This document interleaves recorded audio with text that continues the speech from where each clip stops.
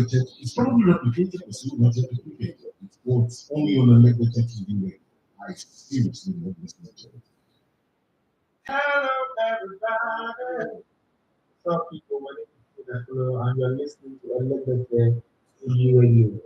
Stay tuned. Liquid TV radio. Redefining broadcasting. Listen, you are listening to a Liquid TV radio. Hey, We Kutsi! are not just about radio, TV, or Kutsi, channels. Dari! We are all about connecting with people I and didn't hear from creating a you again. community Oh. of great minds and values. Tum, tum, tum. This is radio like you never heard before. Elegbete TV radio, the pathfinder for radio. Elegbete TV radio, we dare to lead. Kutsi, you can't be on my live. Oh. This is a show. You can't be on my live. No. Not giddy that. What's giddy?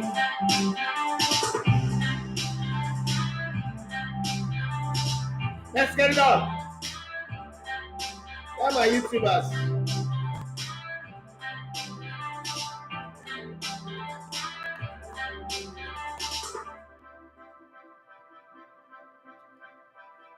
Are you good?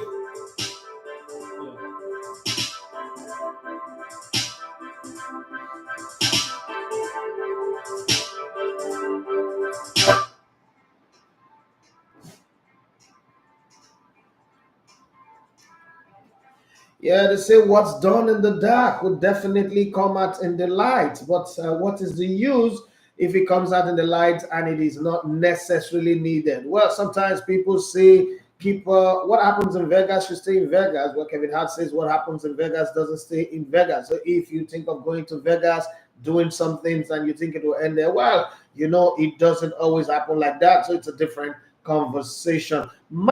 United are in crisis. Once upon a time, if you belong to my generation, growing up, as much as you hate Manchester United and you wish to see them suffer, you wish to see them lose, the truth of the matter is you secretly wish that your team just wins things the way Manchester United wins things. Thank you. Thank you very much, Awawoni, for that message. Thank you. Oh, so you're listening to us. That's good. Thank you very much. You're not back in England. I think you're back in England. Well, you just sent me the message that is listening to us. Right, that has got through my flow now. Well, Kevin Hart found out that what happens in Vegas does not stay in Vegas, and that's exactly what happened with Mason Greenwood. What's happening right now with Antony, and he's forced to put at the chat between him and this girl that he had what we call a one-night stand, or a quickie, or whatever that has not led to blackmail. One of the things that I was asking my lawyer friend, because sometimes I had to go and check legal implication of things, because I know when I come on air, I need to be able to speak from a position of authority, is that should the private matters, that's what lawyers call it, the private matters of an individual come up and affect his work. Like, if I have something with a girl and there's an issue, and she just comes out and says something, but not competent court have proven me wrong. I've said, okay, I've done something. Should that necessarily make my company say, oh, you can stay away, don't come to work until you solve your issues? I don't get it. Who's really losing? Because the way Manchester United are running their ship right now, kind of like worse than the wreckage of the Titanic. But whatever it is, it is. Nigeria beat Satomi and Principe. See the speed with which I moved from Manchester United to Nigeria. 6 goes to nothing. The NFF have proposed a 14 billion naira budget for 2014. And I know a lot of people are already going crazy that what is that money needed for? Wait for the breakdown. Anyway, well, England could not beat Ukraine, remember, but then they square up against old rival Scotland. Remember, Scotland, Ireland, Northern Ireland are saying, if this Brexit does not work, they are going to pull away from the United Kingdom and go join EU on their own. Now, the same people who stood up and said they want a referendum, they want Brexit, are now begging from back door. You know those people that would insult you publicly and slide into your DM to say, I'm sorry, I didn't mean it, I was joking. But they can't say that publicly, after, especially on Twitter, Facebook,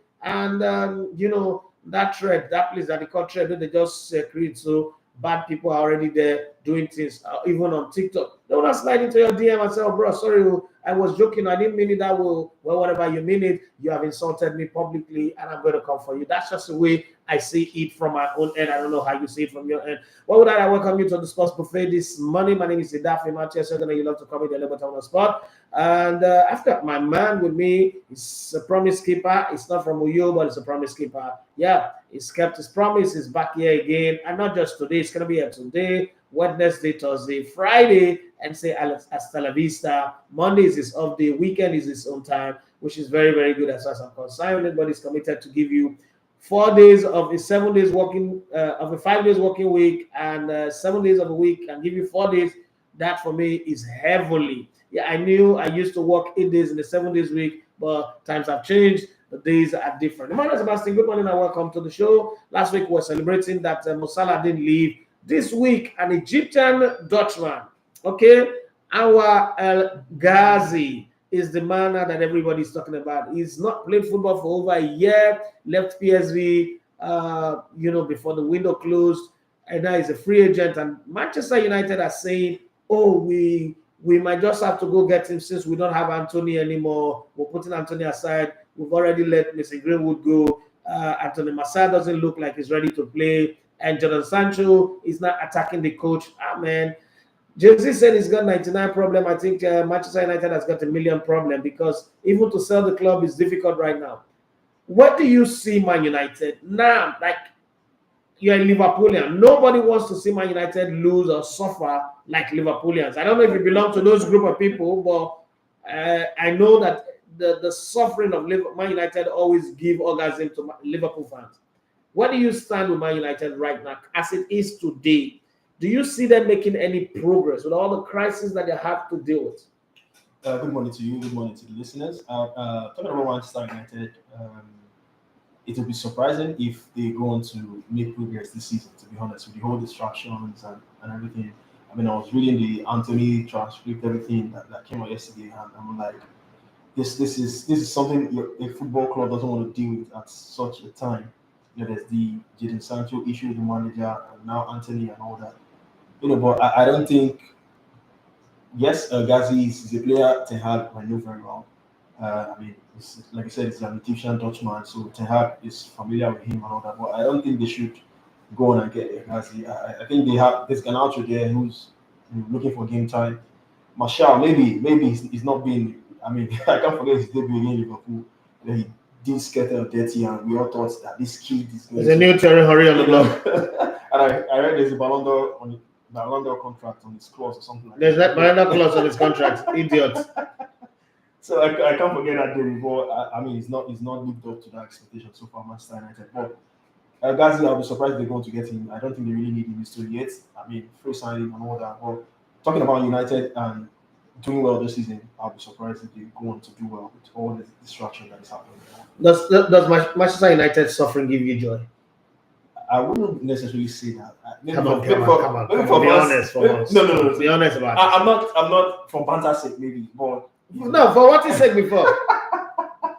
No, not for wedding. No. At times, so maybe some other fans can take it too serious, too personal. Maybe fans in the UK. Does Manchester United suffering give you joy? Leave other fans. Yes.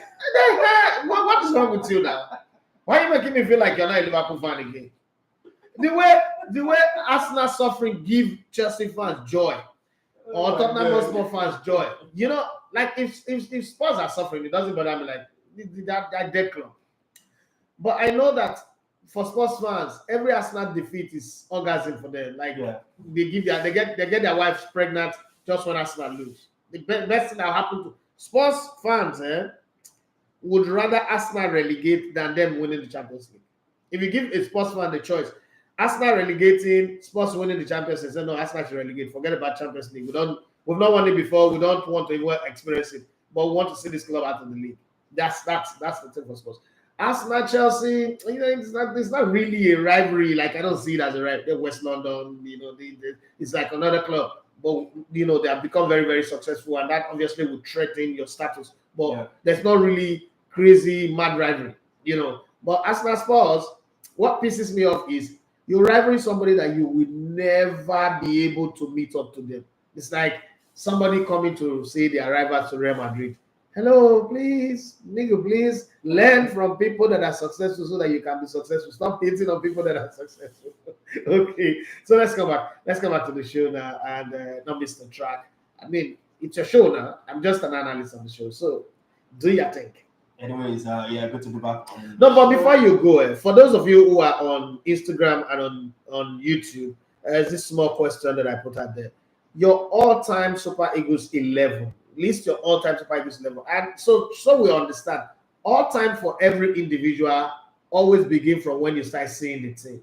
You can't go and name Idowu Tubuso for your team, for instance, and you were born in 1990 because you don't even know what he did in the 70s. So, Thunder Balogun, no. Name your all-time 11. But remember that somebody else will name something different from what you have named because of what they saw. So, your all-time 11 means what you saw, the players you saw play. So, you can, Moses Simon can be in somebody's all-time 11.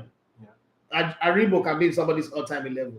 It does that's no problem. There's no wrong answer to this one, just for the fun of it. Name your all-time 11. Ferdinand Ekene said, I bet sports suffer. Give it. No, it doesn't give me joy. Sports suffering doesn't give me joy. I just hate the club. Yes, the hate is a very heavy word to use, but I just hate the club. I hate the club because they not get sense. And me, God not get what they use Mumudu, not to talk of me, human being. I not get what I use Mumudu. When somebody, Spurs are like that child or that younger brother you have trying to put their hand in fire, and you're telling them, this thing what you do no good, oh. This thing what you do no good. Instead of going, they can't go put their hand in fire. The pain, the sensation, the burning sensation does not move me to want to help them. I just sit back and watch and enjoy the suffering that they're suffering like that, and then watch them, find a solution to it, because I try to solve the problem ab initio, and they were not ready to listen. But giving me joy, no, it's supposed to lose a match. It's not a big deal because I expect them to lose. They are not a good team. They always pretend. They be like monkey wait, say one fight lion. He go jump, do all those gymnastics, but he not go still make him be king of the jungle. You don't understand. So it doesn't give me joy. What's your take on their start this season? Do you think they will still fall off again? Fall off. What do you make of their start so far now? They're second on the log, massive start of the season. So it's gonna be the same. You want to do that Antonio Conte title push now? I'm not saying if that's what you want to do, let me know. So based off of this question that this guy asked, I just wanted to. Okay. Based off of a connect question, Spurs have started well. One of the things that I've noticed with this coach, it reminds me of Martin and Wander Ramos. Of all the coaches that have coached Spurs, the two coaches that tried to do something different from the normal English foolish mentality of Spurs was Martin and Wander Ramos. But the thing is, it's already started in the Spurs way. You are playing, pretending like you want to compete for the league title, which you know you will not win, right? Yeah. Then you're in the Carabao Cup, which for Spurs right now, they just need to win something. The last title they also won was this Carabao Cup, or Calabar Cup as we love to call it. I thought that he would have engaged this tournament very well. But guess what? He removed 9 players and they got knocked out by, who knocked them out? Fulham knocked them out, right? So for me, you're Spurs. What are you thinking? Again, this is the thing that I say about Spurs. You're Spurs. What are you thinking? Because you wear white jerseys, you think you're Real Madrid? That, you don't need the Carabao Cup, it's the league is the ultimate. You will not win it. You will end up not making the top 4. Well, I wouldn't go against their start. They started very well, but when a Spurs not started very well, they've always started very well. There's a place where they'll start doing bad. But let me talk about Ange Postecoglou as a manager now. I didn't expect this much from him. When the whole talk of Harry Kane leaving was lingering all over, I was one of those persons who told you Kane will go, even if it's the last day, he will go. Because the way the conversation was running, and Kane has not come out to say anything, to make any comment, he was going to go. And the confidence, the audacity of Bayern, I thought they would go for a striker. But then again, Ange Postecoglou was like, okay, you know what? Harry Kane have won the highest goal scorer before. I mean, joint highest goal scorer. Son Heung-min. And all of a sudden, he went to go and do his military service and came back and started acting like he was an emperor, like some demons possessed him in South Korea. And he came back and started behaving like that.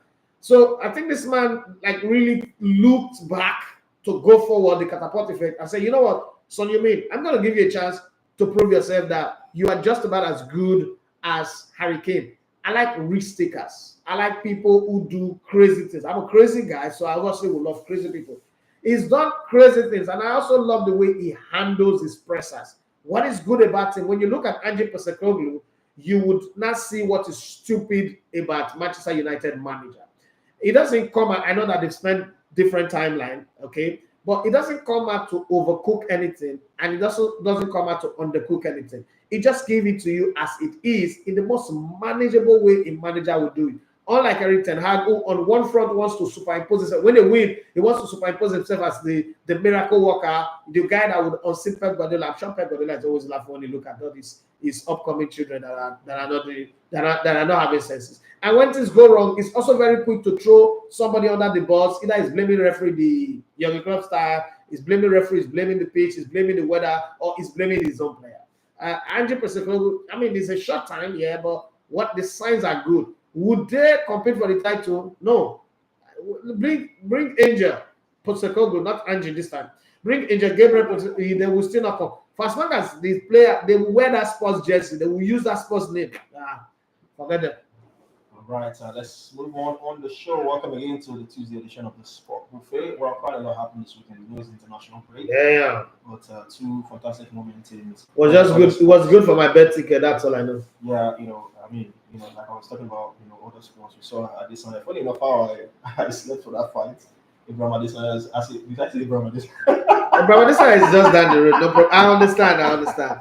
Israel Adesanya, Abraham Adesanya, they're all the same. After all, Israel Adesanya used to live in this estate. His father and mother, they used to live in our estate. So I can understand. All right, he lost. Yeah, he lost the fight. Funny enough, how I stayed awake all night. I watched lots of the undercards. I didn't bother to watch. He got to the match and I slept, and I woke up and discovered that he lost that fight. So he showed me Strickland. Then if I tell you that I've not watched a single Israel Adesanya fight, will you believe me? After Mike Tyson, I'm not UFC, MMA. I think I kind of think it's foolishness.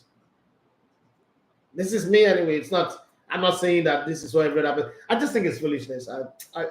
I got someone is asking me that, will you allow your child, your close friend, to go into that sport? No way.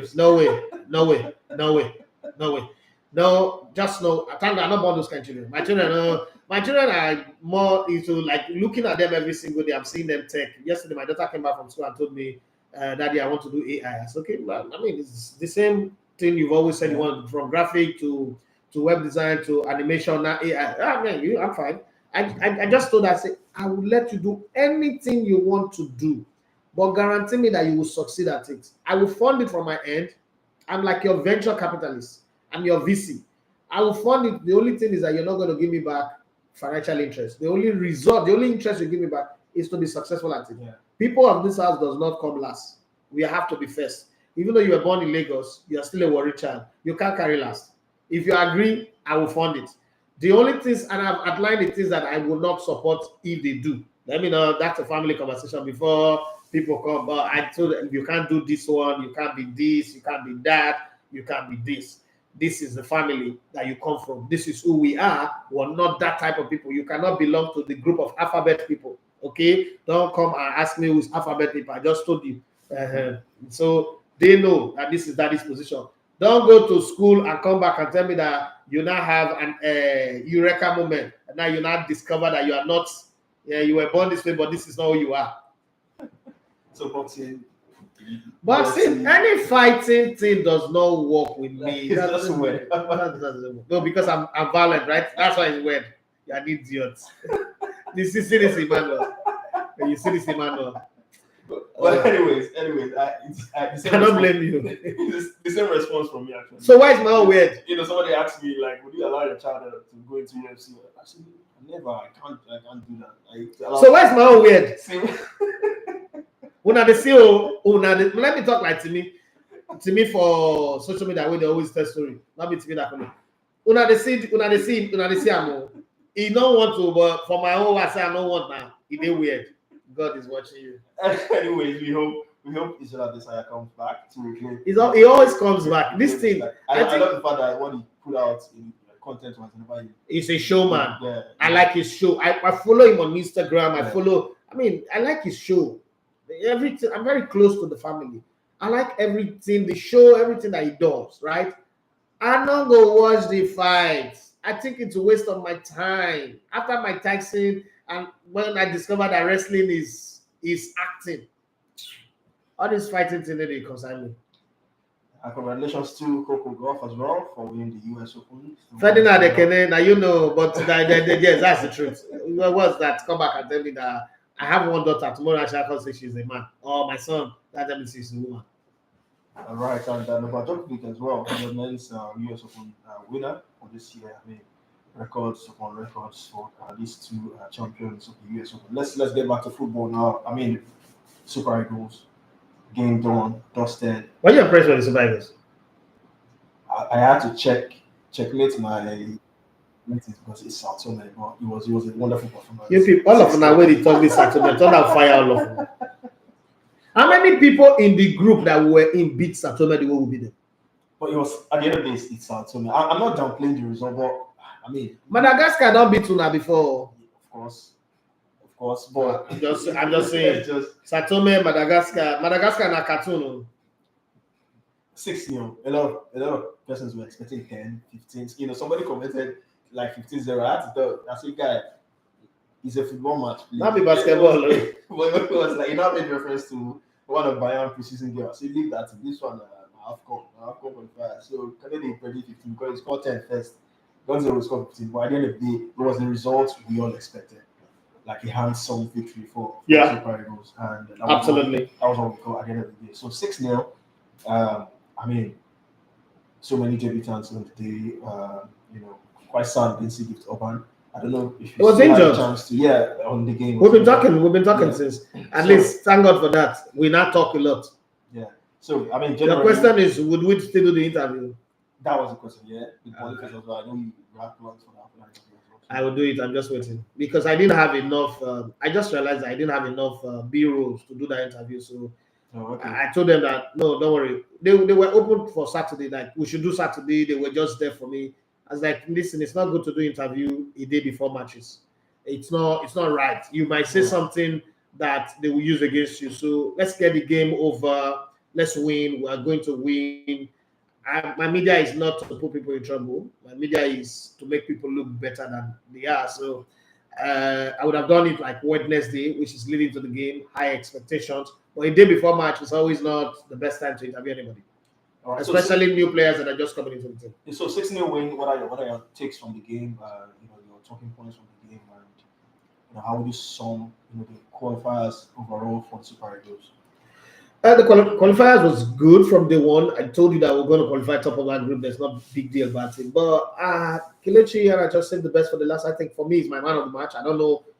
I mean, every other person you can mention your man of the match is, but for me, Kelechi Iheanacho, this is the best. After under 17, this is the best I've seen Kelechi Iheanacho. I've not seen him play this good for Nigeria since forever. Yes, I've seen him put up all the spark. Nobody argues against his talent. I've said it times. I just believe that he's a very lazy, nonchalant human being. And even Gonatro alluded to that when he said, if you want to be a comedian, be a comedian. If you want to sing, but you're here to play football. That's why they didn't take him to the 2019 African Cup of Nations. People have forgotten that. But having said that, I saw him in this game, and people will be quick to say it's Satuma and Principal, this. But those blind passes, those sublime, the assist for Awoni's goal, the one that he gave Victor Osimhen that he crossed and was defended. It's a whole lot. Everything that was happening attack-wise happened through him.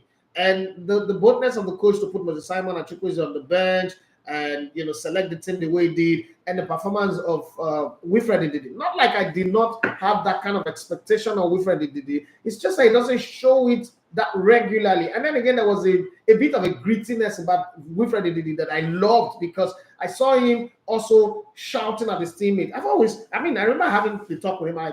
You grew up in barrack. Why they behave like say the ice cream machine for bring you come out? You grew up in the barracks. You're not an butter like that. You be barrack boy. Be be mean sometimes. Defensive midfielder. Talk to your teammate. And I think maybe the captain's armband is beginning to take effect. I see him shouting at his teammates, see him talking to them. It's on the job. It's not a bad thing to do that. So there's so many bright lights. Olayina back in the team, had a good game. Again, we're approaching the Nations Cup now. Everybody's raising their game. Football is very tricky. But what excited me the most was seeing Kelechi Iheanacho put up that kind of performance. And I've always said that competition is very good in football. Seeing Gift Urban come into this team, Victor Boniface come into this team, the way, if you look at the video that came out where Victor Osimhen saw Gift Urban and they shook inside the bus and he's like, oh, see this guy, we don't learn how to speak German.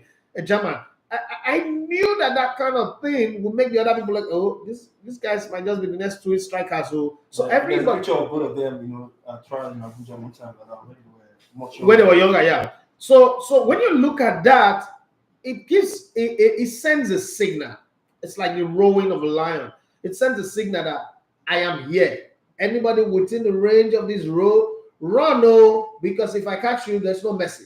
Right? So that's exactly what happened with this team. And Ademola Lookman, cool, calculated, know when to shoot, know when to cross, know when to cut in. He's not Victor Moses. He doesn't have the aggression of Victor Moses, but he's got something that Moses Simon doesn't have. So he understands timing. He knows when to dribble. Moses Simon just wants to dribble all the time, like endless chicken. But this is different. And I think that, again, that's not because we didn't come under any pressure. There was no shot on target for Moses Simon. So I really cannot rate Semi Ajayi and Bassi. But there's something I saw about Bassi that was good for that game, but might be dangerous for other games. He was drifting into the midfield so much to give us more bodies to soak up whatever imagination that this STRP had. But if you play against an Algeria side or a Senegalese side, that will be your greatest undoing. And I think Oyemachi also, impressed me. I would love Bassi on the left side of defense, the left fullback. But hey, Oyemachi didn't disappoint me. I'm impressed by him. I've always liked him, so there's no disappointment there. Taiwo Awoniyi and Victor Osimhen were running into the same channel sometimes, but they quickly work themselves out eventually. Yeah. And I like the fact that Victor Osimhen does not run, aimlessly anymore. He's not narrowed his game to knowing that I need to be in the box. I need to stay. The ball will come to me. That thing is what separates him from Erling Haaland. Haaland, when we say, and a lot of arguments, Victor Osimhen is better than Haaland. When you make that argument, you have to understand that Victor Osimhen still is finding his game, while Haaland have already found his game. He knows what works for him. He doesn't pretend to do something that he's not Thierry Henry, he's not Ian Robert, he's Erling Haaland, and he runs, within that channel, knowing where he should run into, the ball will come to him. I hope that Victor Osimhen masters that. He will score quite a lot of goals. 20 goals in 26 games for the national team.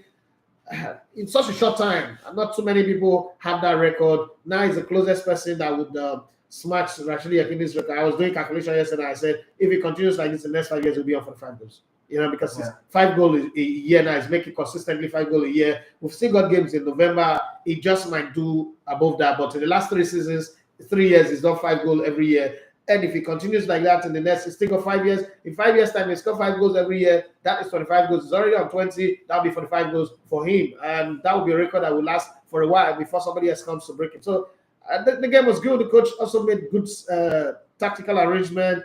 Let's see him again against a bigger team. Again, let's not forget that as people want to castigate Pesero, it's lost only one qualifying game. Only one. Every other game is won. Friendly matches, that's your business. If you want to judge a coach with friendly matches, then your football head needs to be checked.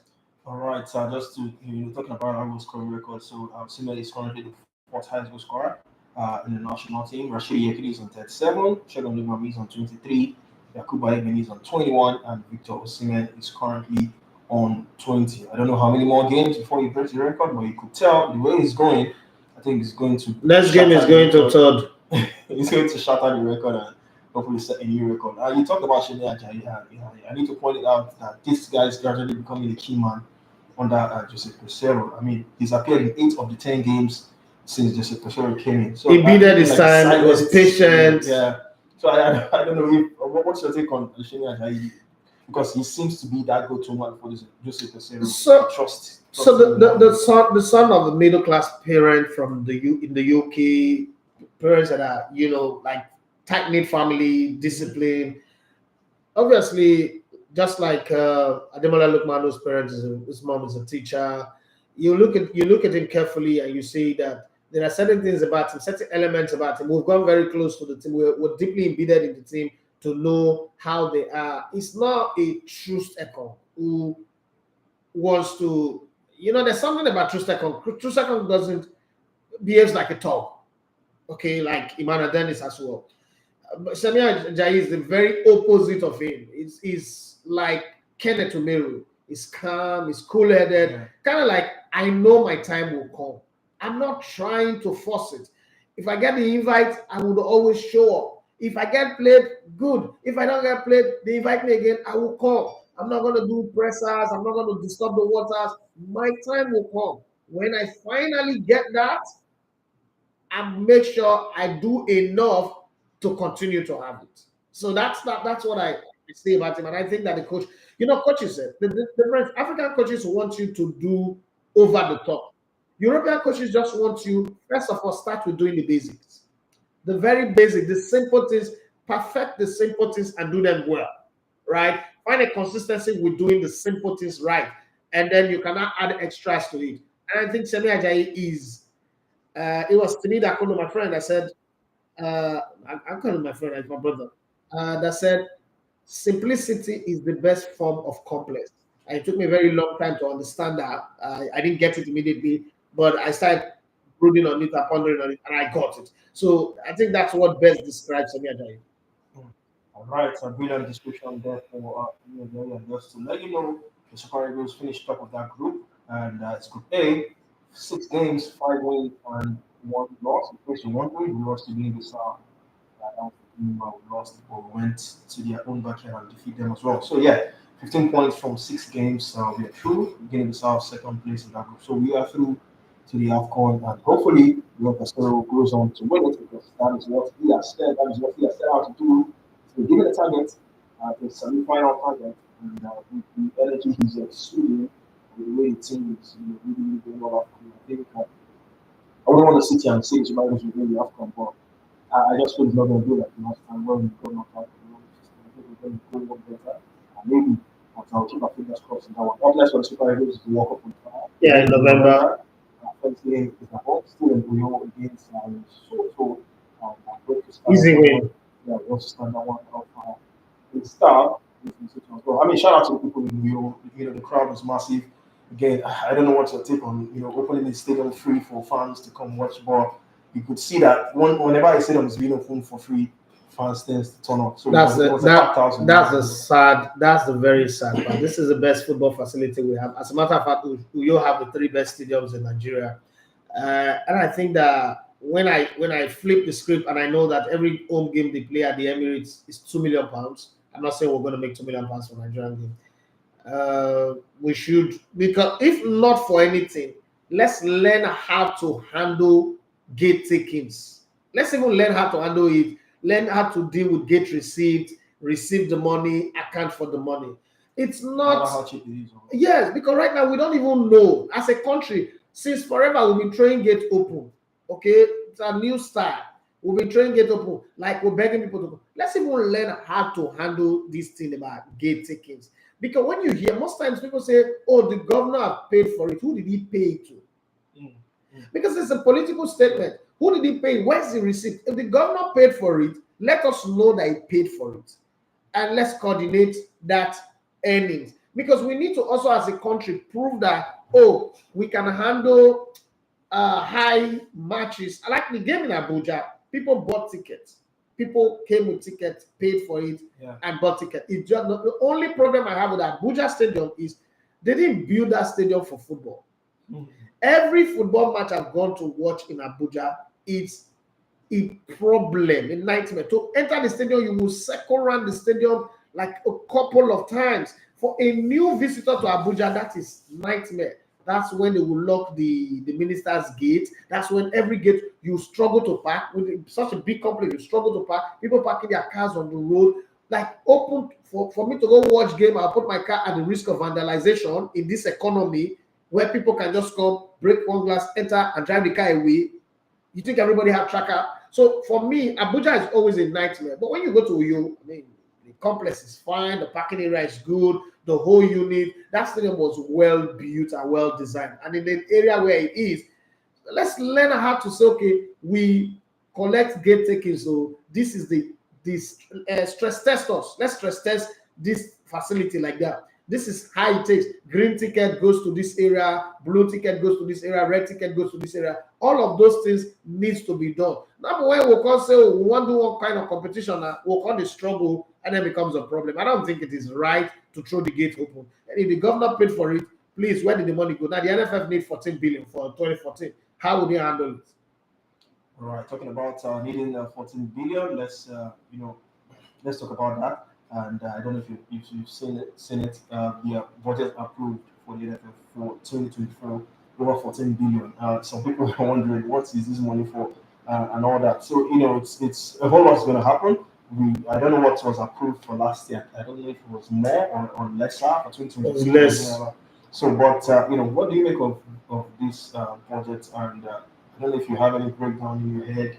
How is this money going to be used, and how is it going to be spent for the whole of 2024? Remember, so yeah, just break it down for us a little bit. Let me first of all arrest the minds of people. That money will not be given. That's a budget. That's the budget proposal.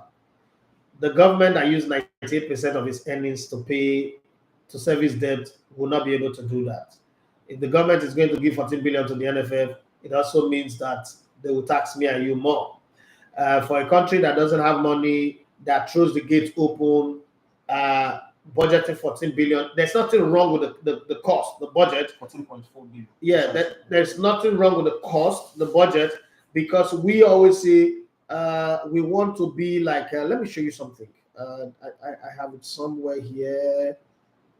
Jesus Christ, if I've lost this thing, to be sad for me.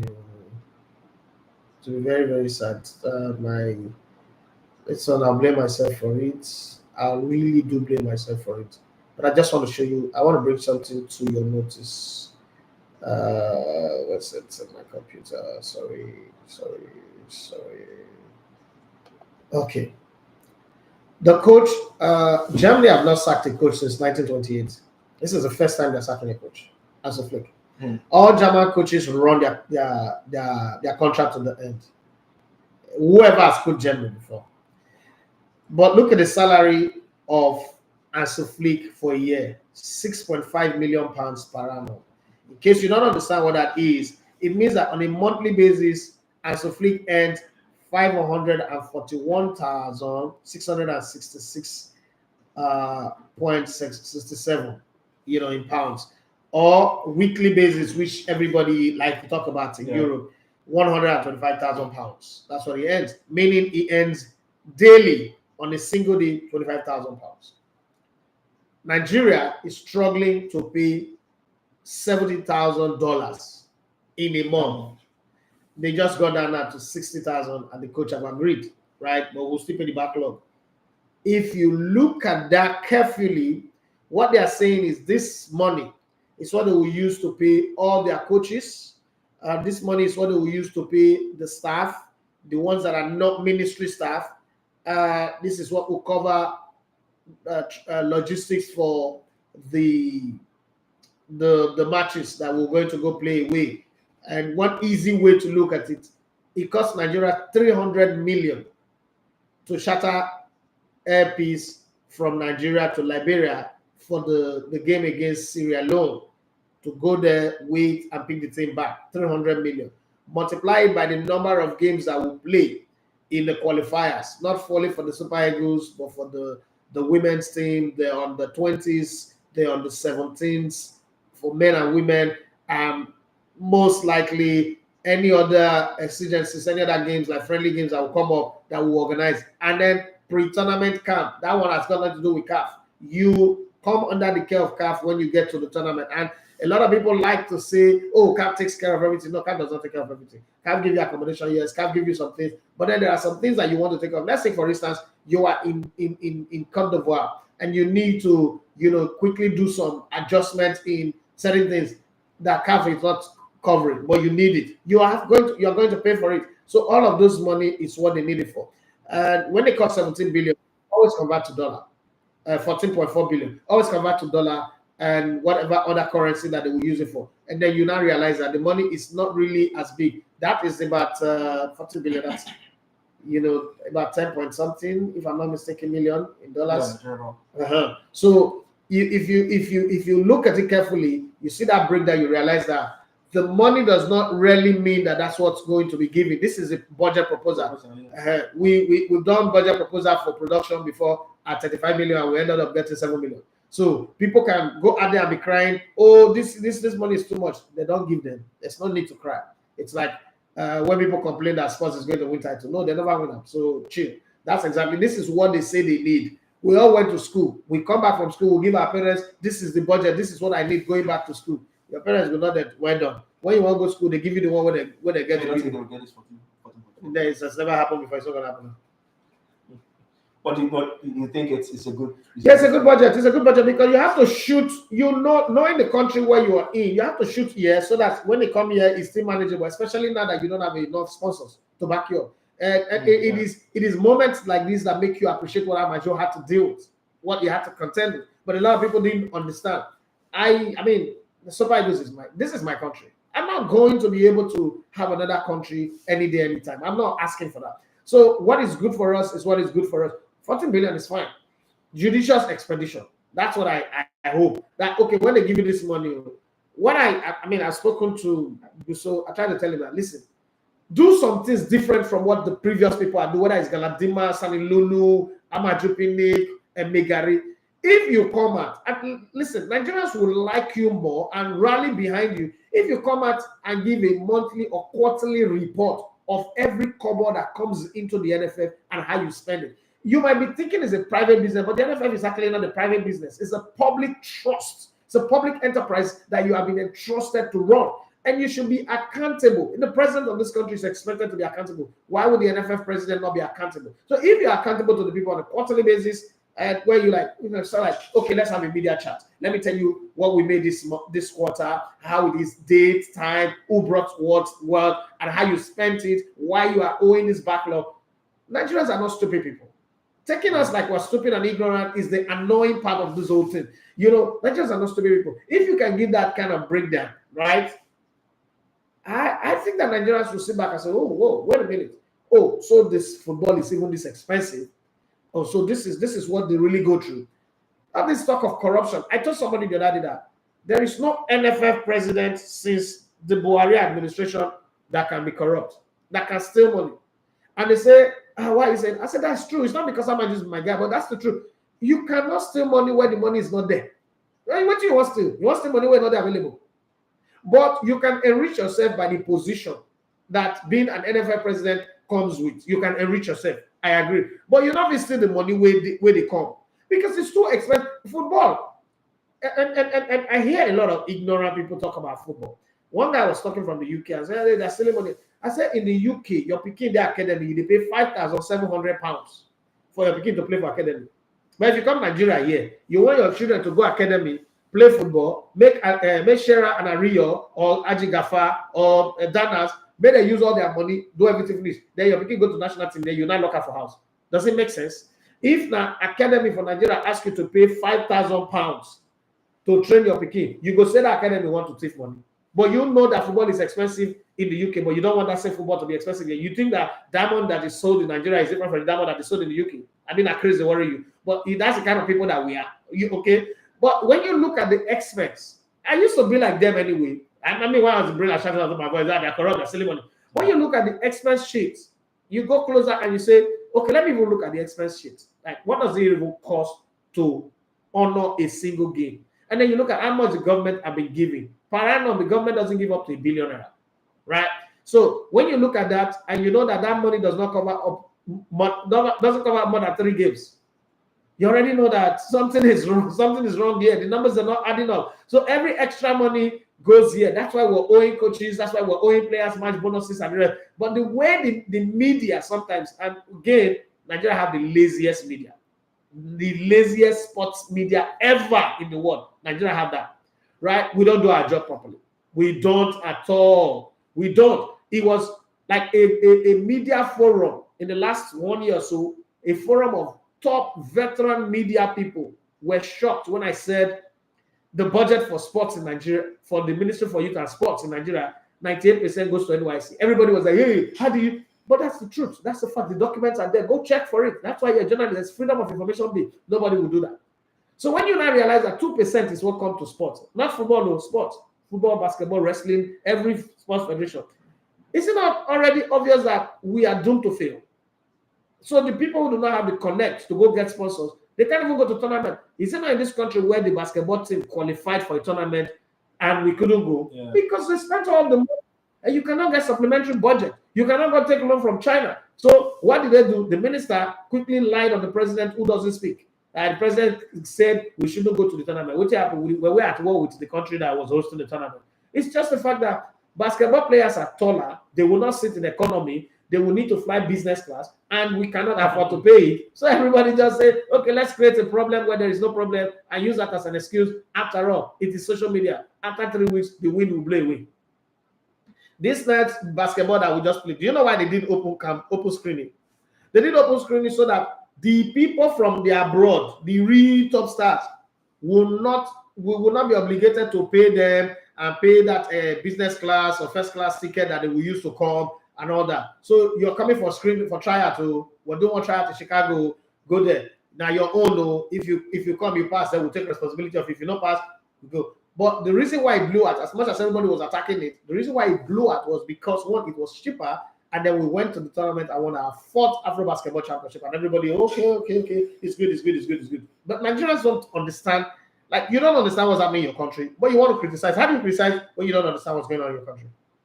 That's something. I was showing somebody this record. I said Germany that just sacked Hansi Flick pays in monthly 541,000 pounds. That's like 6 months or 8 months salary of your coach. No, that's even more than almost a year's salary of your coach. Okay, let's put 8 months salary of your coach in Nigeria. But you want your coach in Nigeria to do exactly what Hansi Flick is not even able to do with that kind of money. It's not possible now. It's not. It's good to hope and wish, but it's also good to understand the limit of your powers so that you don't look at a fowl and say, oh, bed, make it fly like eagle because they get fed up. It's not going to work.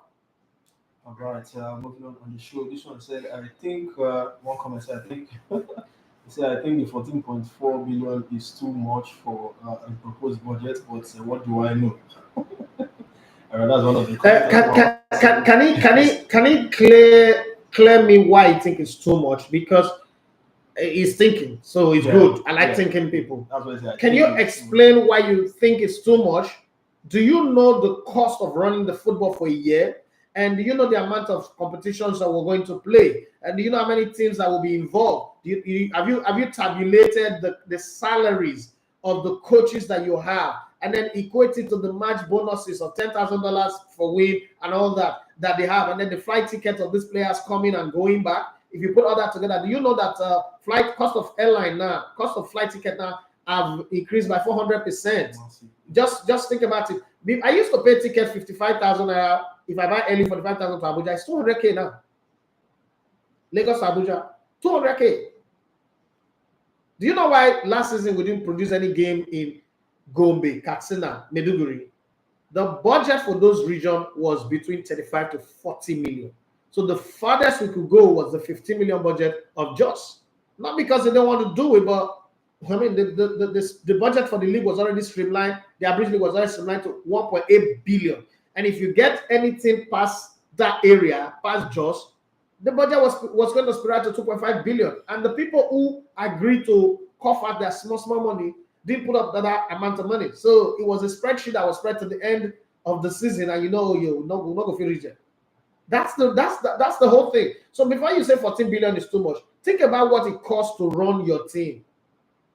And especially now when you don't have too many good stadiums across Nigeria. No governors are taking care of the teams anymore. Almost every other stadium apart from Uyo will not be approved. And when you're going to Uyo, you're still going to spend money because the governors there will not pay the match bonuses of the players. Right. Moving on the show. This is 9:47. Let's quickly run along on the show as well because time is really not on our side. We've not read the YouTube people's messages. Take comments. Okay, let's take comment from YouTube. They were putting their best 11. So Ian also say good morning, bros. I greet you especially. Thank you very much. Daniel Abanam say good morning. Good morning to you. Say good morning, Mr. Sebastian. Good morning to you. Ihediwa Precious say long may their problems continue.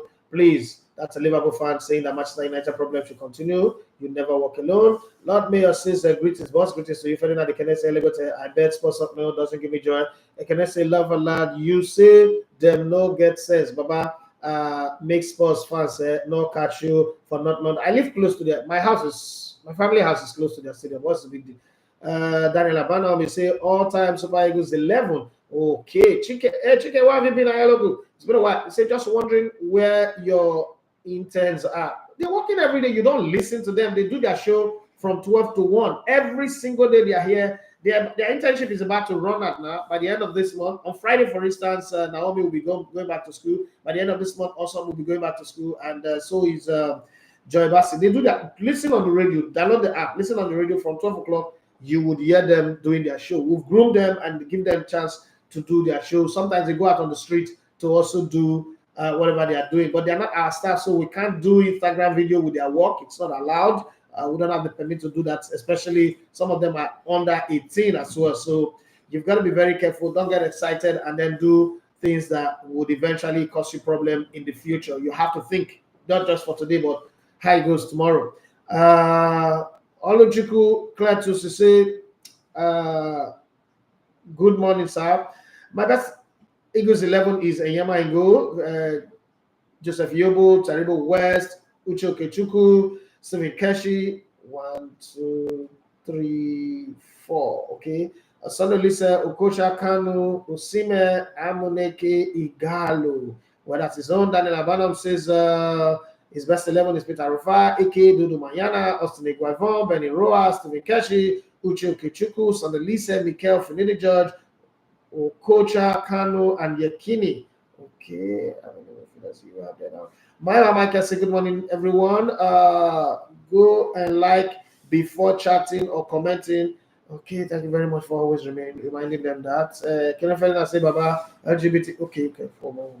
Not by yourself, Vincent, Yobo, Keshi, Kenneth, Omeru, Taiwo, Awoni, Taiwo, sorry, Ulisse, JJ, Mikel, Finidi, Victor Moses, Victor Osime. Now people are not even picking Yakini. See, and that's I said 50 years from now, so nobody will be talking about Yakini because that's how history is. People that are joking. This is a small sample now. Benjamin Jr. say the one podcaster that I respect the most, quite opinionated but always on point. I've always dreamt and wished to be mentored by you, boss. Such an epitome of knowledge, top tier. So let me correct one impression. An analyst is always opinionated. You, as an analyst, you're paid to have an opinion. Yeah. People confuse, in Nigeria is the only country where you confuse a presenter from an analyst. A presenter does not have an opinion. But I am not a presenter. I'm not a sports presenter. I am an analyst. And not just an analyst, I'm an expert analyst. The reason why, this is not me showing up, but it's the fact. I play the game, coach the game, manage the game. I've been in the game like over 30 years. So I'm an expert in this. If football is a university course, I have a PhD, like multiple PhD. So I should have opinion. It's the reason why I work that long where I used to work, okay? You have to have an opinion as an analyst. But as a presenter, you just present the case and let the people decide. But even today, let's be very honest, presenters now have opinion. Oseni of, what's it called? Arise TV? Mm-hmm. Does that guy not have opinion? As a matter of fact, he has so much opinion that even his guests, he fights with them. Okay? Because the thing has changed. Piers Morgan is a presenter, but Piers Morgan have more opinion than even the people that are the experts. So having opinion is very good, for as long as you can back it up with fact. Because a lot of people have your opinion. What should I be? Not have opinion in the game that I know more than you? Well, let's go. if talking about mentorship, find your way to the office. Stop throwing all these mentorship requests, ambush marketing online. I know one thing, anything you want in life, you go for it. I wanted mentorship in business. I went to Alibaba, somebody who has succeeded in doing something. And I reached out to Femi Otedola. That's who I am. I want something, I go get it. I went to go and see him at, where's it called? That's hotel. After Bonica, what's it called again? Federal Palace Hotel. I went to go see him. I went to go have lunch with him. And we had a conversation, invited me to his office at Water Carrington. That's the first time I knew that, apart from embassies, somebody still get power to put office there. Okay? So you have to go for what you, I don't want to sit on social. I say, I wanted to mentor me. Find me, come office. Come my office. My office got address. If you type Elevated TV or radio on Google Map, it will show you my address. I got address, okay? Don't come and be doing all these ambush requests and side begging. Ferdinand, can I say Vincent Yama, Baba? Wow, that's a good one. Babayaro, Taribo West, Joseph Yobo, Chokochuku, Sonolise, Okocha Kanu, Asma 8, Ikpemba, Utaka, and Osime. So you can not today important again for the list. Additional format says we should allow Pesero to do his job. I like his press conference after the game. We should be lucky he even agreed to work with us again. It gives us a better opportunity in the AFCON and the World Cup qualifiers. I agree with you 100%. If they accept him, I'll bet you anything that another round of 16 at best in the Nations Cup, and the World Cup qualifier is guaranteed that we're not going to qualify. But now the chances are high. Ferdinand, can I say, I saw the interview of Michael Emenalo at TalkSports. They wanted to put him on the spot, but that guy, Sabino Bichard, that's the thing, that the difference between an educated Michael Emenalo and a dumb Austin Jejo Kocha. Yes, Hassan Agada says, good morning, everyone. Good morning to you. My can say, my brother, please always let the audio of your partner be clear. His audio is breaking out, not clear. No, I think it's your side, though. The audio is clear. As a matter of fact, his volume is higher, and because the gadget that we're using, if my audio is clear, then it's clear. Maybe you're having network problem, but I don't think his audio is breaking. Noel Torre said, good to see you. The Eagles played well. We should either stick with that stadium or improve others to that standard. I think we'll stick to that stadium. We're not going to be able to fund improving other stadium. People on Instagram, I don't think there's comment on Instagram. So, man, back to you. All right, moving on the show. I think let me take one from here.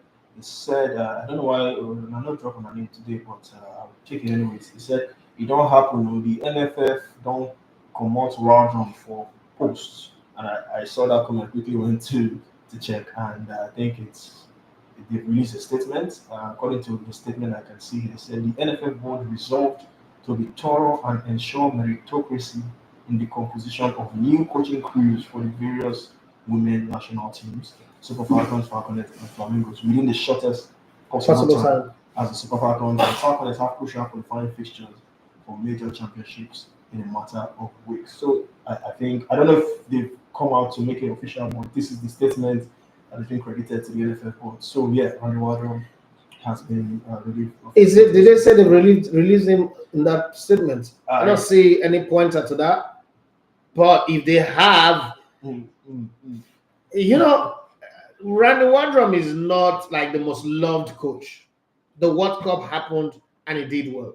Again, I sued for patience with him. Like, okay, he's building a new Falcons. It's not easy trying to mold this team together. A new coach might come in and the things will not go the way you expect them because you're starting afresh again. It might take some time. With the national team, you don't get new coach bounce. With club side, you get new coach bounce, but it doesn't always happen with national team. So I don't know what's going to happen there. Am I happy that they fired him? I'm always backing coaches, so I'm not happy if that's it is alleged now. If they've actually fired him, I think I'll try to get information after the show. Yeah. But I thought they should have left him. Again, this will not contradict me because I've always said that women teams should be managed by women. Women teams should be managed by women. I don't know. Say all this drama of kissing and sacking, losing job. I don't want it happening with us because our own go past kissing. They go say they don't give one person belay. They don't do abortion for one person. I don't want. Please, let women coach women, let women man. I know if you coach women too. I know go fit. Coach, I really try you. I know go fit you. And I don't have that. I don't have that energy. All right, moving on the show. Let's say my final talking point before we go on to pick our own superheroes all time 11. I'm not picking, or you No, pick. you are going to pick. No. Why you not going to pick? No. Let me ask a question. You Ah. pick. We'll get there. But this one is less than about Paul Onachu now. Finally.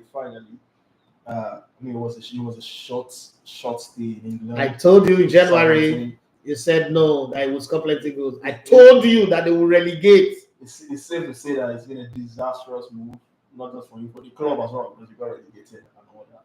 But I mean, YouTube people, more than still like this life now. I know the Nigerian. Shoot. Wow. Yeah, so it's official. Konacho has joined our Belgian club side, I think. I thought I was going to talk. He's done Turkish website, sorry, no. Manuel. He's done Turkish side travels. Now the rain do you? Maybe not the rain. Ah. So he's done travels for on a season-long loan from Southampton. It's a loan deal, but I think there's an option somewhere to make it permanent and all that. But I mean, is it time to get back to that goal scoring form that we saw in Belgium with KRC getting for Paul? Paul can score goals. 29. Yeah, but you know, like I always said, that the people that manage Paul in his season of harvest, they manage him well. There is a tide. I gave you an example some time ago about when I was working in an oil servicing firm, Globestar in Warri, and we were responsible for building jackets. Now, the thing about building a jacket is, I mean, the hard work of fitters, welders, scaffolders, sandblasters, painters, everybody doing their work or fixing the sting is dependent on a machine called winch. WINCH. It's a winch. Now, that to load this jacket into the barge that will take it to the sea requires some certain level of understanding of tide. So if you don't understand the tide, if the tides are rising, you can't load that thing because the barge will be shaky and it might cause the rig to crack. It might cost it to even tumble altogether into the sea. That's billions of dollars worth of investment that would tumble into the sea. So what you do is you study the tide. The tide of the sea always will come in the night and in the early hours of the day. The regular days, like in the afternoon, morning, afternoon, evening, it's rumbustious. Let's put it that way now. So you have to study. It's waiting for that tide to calm down, then you use it. Again, when you're sailing out on sea, you now need the rising tide to keep you up so that you don't get grounded. You see, you have to study that. Now, with Onuachu, I think that his team belonged to, when I was growing up in Warri, there's this thing people used to see. It's a guy, he's late now. He's the first real journalist, reporter that I got to know. His name is Antony Obaseki. We call him Tony Bars. Anybody that read complete football, complete sports, would have seen that name. Tony Bars was a guy who told me pretty early in my life that you will end up in the media. The way you talk, your understanding of things, you end up in the media. I was laughing at it because I mean, it was broke like, come on, my friend. We go do journalism. This on our journalists one that they live like beggars, you know. But he said that, and when you look at this Paul Onuachu case, I feel a bit of a pity for him, especially with the move in January to Southampton. I thought that could have gone somewhere better. I could have played for a bigger team that provide. And I remember when he was moving to Southampton, I said something here to you that my problem with this move is he's not those strikers that create goals. He's not a Thierry Henry kind of striker. He's not a Mo Salah that work the magic. He's a guy. Paul Onuachu is a striker that stays there and the ball comes to him. It's like taking a Ruud van Nistelrooy and putting him in a Getafe or a Southampton. It will score goals because it doesn't work for it. It's not a Ronaldo da Lima, right? It's not a Messi that takes, give me the ball. I'll take on 5 people, go put the ball bang on the net. He's always going to be there. He positions himself very well, which a lot of people underestimate as well. But that's a very hard job as a striker to coin the entire defense, con them, and then find your space, stay there and wait for the ball to come to you, whether it's through the air or on the feet, and you put it in the hold on your back or the net.